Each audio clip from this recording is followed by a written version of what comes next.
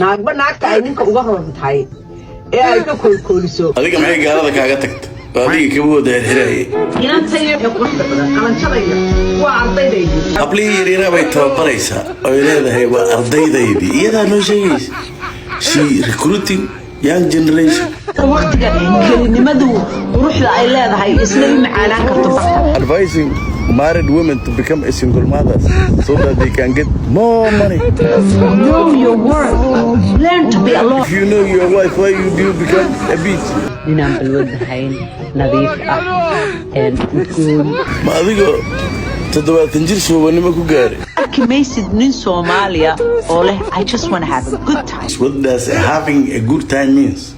Drinking and socializing and prostitution and drugs. Single mother hadda aragto definitely qoyan ma. She is promoting and advising women to become single mothers.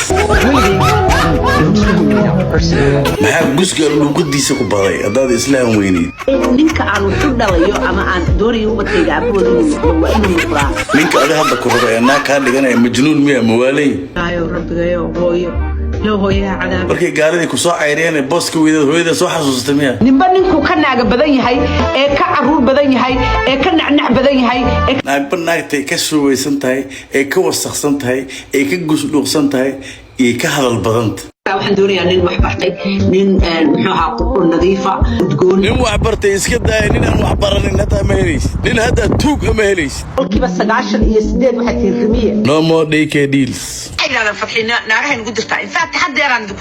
this person is the one who is telling Somali women that women are above the law women are above the law cuntada kulul wuu iska cunayaa markuu doonana wuu iska ka darsanaya she is talking garbage she inciting women not to give their husband sex qoyan iska sii joogo dhaliga iska sii kala hay waliga she is technically saying married women are fools yeah fools they are there for sex they are there for only sex you know when you get divorced